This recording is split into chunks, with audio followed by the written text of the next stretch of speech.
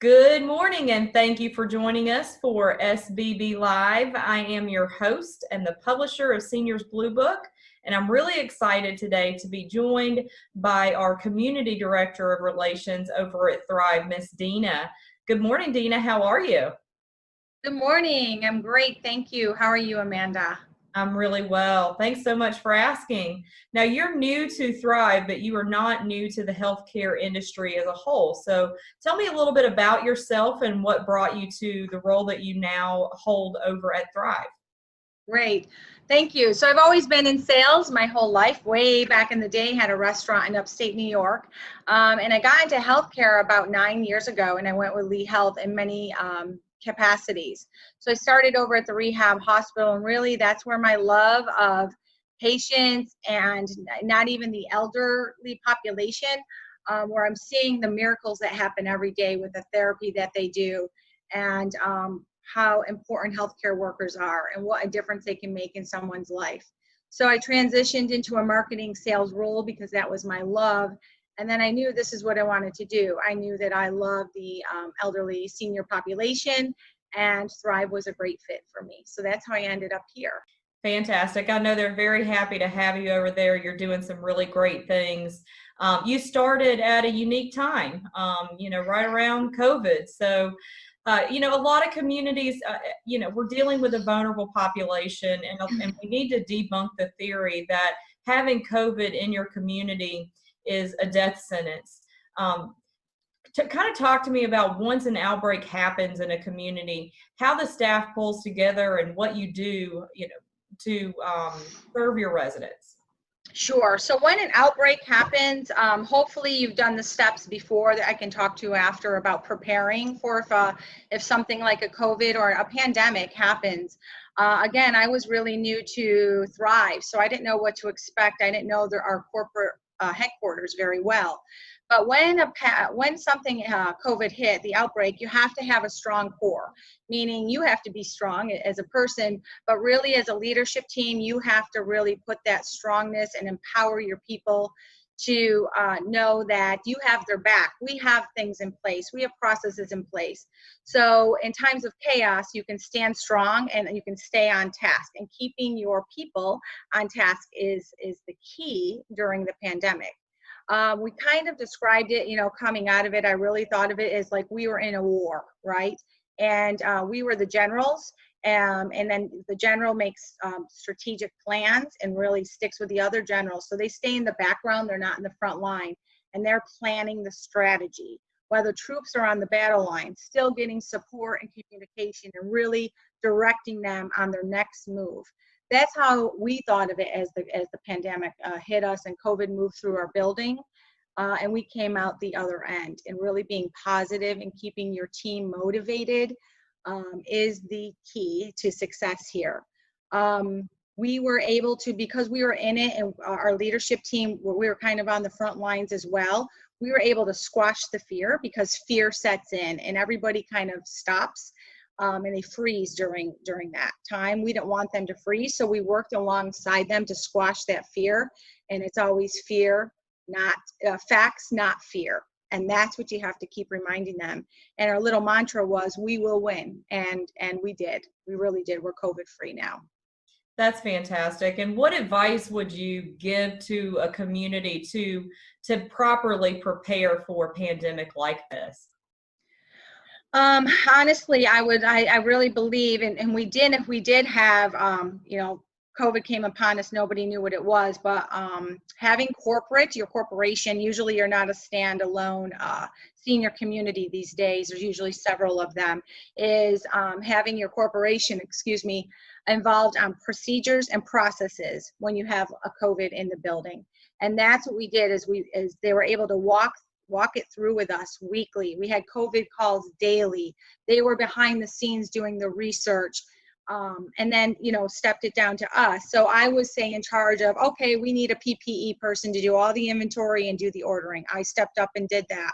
I was Googling everything I could to find it. I found a great company in Dallas, Texas to get my PPE from. As you know, there was a big shortage. Where to get hand sanitizers, et cetera, and then keep that stocked up.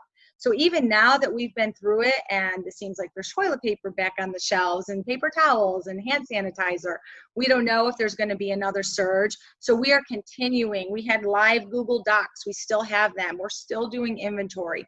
We're still ordering.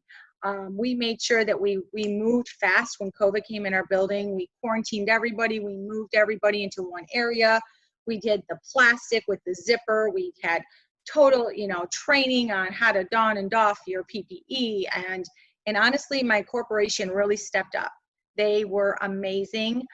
Corporate headquarters, it was on the calls every day saying, you're going to get through this. This is what to do, A, B, and C. They came down and visited us.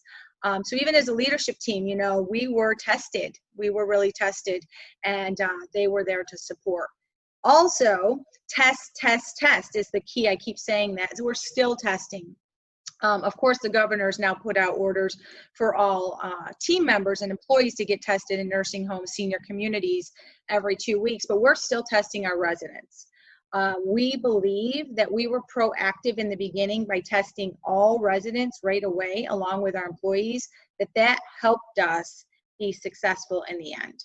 So I can't stress that more than, I know some people are afraid to maybe say, I don't want to test the residents, nobody's showing symptoms, but honestly, it helps you in the long run. If they're asymptomatic and they don't realize that they're going to, potentially pass this along, it can be it's kind of scary out there for that matter. Now, you definitely touched on this, and maybe you want to elaborate a little bit more. When your community is in the midst of an outbreak, a COVID outbreak, what would you say some of the most important things are for you to do and take advantage of, I guess? Sure. So I call it kind of like coming out of the dark and into the light. So you have to celebrate the small successes. We had, let's just make a number, we had 20 positives and we're down to 3. Like, let's make a big deal of it. We did a whole parade for everybody that, we were able to get the double negatives on after they were positive, and it took 3 and 4 weeks and several tests, and we made something special out of it. Staying in communication with the families is extremely important. Remember, they're on the outside looking in. If it was your family member, you really would want to keep tabs on how they're doing inside. Are they safe? Are they cleaning? Are they sanitizing? We did all of that extra 20 times over, but they didn't know if we didn't communicate it to them. So we had daily communication to all of our families. We had daily communication to all of our residents that are now being asked to stay in their rooms when they're used to coming out of the rooms. So really making everybody understand, keeping your team members really well informed so that those little rumors don't spread. Well, I didn't see so-and-so here today. I wonder if they're COVID positive, So celebrating all those little wins, and at the end having a big celebration coming out of it makes people think like, wow, we made it through. Honestly, the truth is, then they say you kind of can have PTSD coming out of this. It was a really hard time. You didn't know, we didn't know for how long we were going to be in it, right? We were in the trenches. We didn't know when the war was going to end. So just keeping that forward thinking, that positivity, celebrate everything you can when you can. And that will help everybody get through it.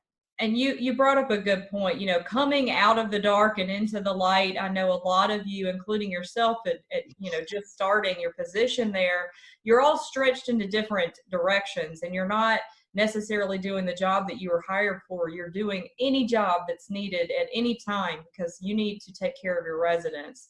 So coming out of that, what does your new normal look like, and how has it been to get back to what you were, kind of hired to do? Right. Well, super exciting, that's for sure. But there's a lot of work to do. So getting back to normal, or the new normal, is actually tricky. So we have lots of furniture to be moved. We have, kind of a mess. It's a chaos, but it's a clean mess, because we're still extra sanitizing. So this new normal is extra sanitation. We have 2 front desks instead of 1 because everybody has to be tested and answer questions every single time they come in that front door.